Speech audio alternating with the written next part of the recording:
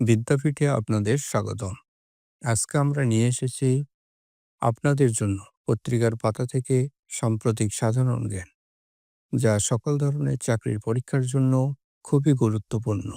তাহলে চলুন শুরু করি।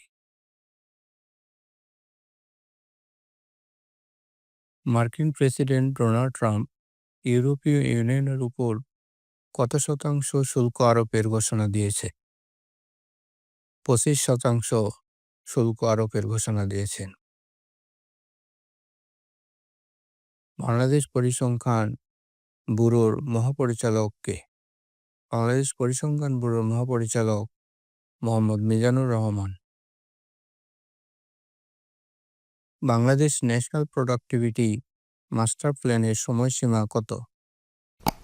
বাংলাদেশ ন্যাশনাল প্রোডাক্টিভিটি মাস্টার প্ল্যানের সময়সীমা 2021 থেকে 2030 সাল পর্যন্ত। ইতালির বর্তমান প্রধানমন্ত্রী কে?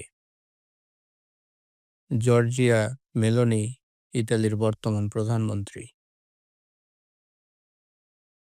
ক্রেডিট রেটিং কি? ক্রেডিট রেটিং হচ্ছে নিরপেক্ষ প্রতিষ্ঠান কর্তৃক ঋণ পরিশোধের সামর্থ্য যাচাই।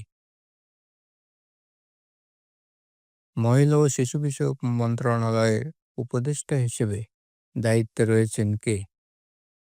শারমিন এস মোরশিদ। ভিয়েতনাম কোন নীতির মাধ্যমে দ্রুত অর্থনৈতিক প্রবৃদ্ধি গড়ে তোলে?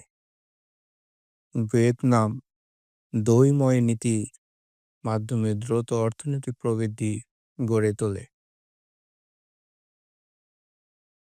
ইকোনমিস্ট ইন্টেলিজেন্স ইউনিটের 2024 সালের গণতন্ত্র সূচকে বাংলাদেশের অবস্থান কত? 165টি দেশ ও 2টি অঞ্চলের মধ্যে বাংলাদেশের অবস্থান 100। রিজিয়া এমপ্রেস অব ইন্ডি অসমাপ্ত কাব্যনাট্যটি কার? মাইকেল মধুসূদন দত্তের। জাতিসংঘের এইচআইভি অথবা এইডস বিষয়ক কর্মসূচি নাম কি? জাতিসংঘের এইচআইভি অথবা এইডস বিষয়ক কর্মসূচি হচ্ছে ইউএন এইডস। বিদ্যাপীঠের সঙ্গে থাকার জন্য আপনাদেরকে অসংখ্য ধন্যবাদ।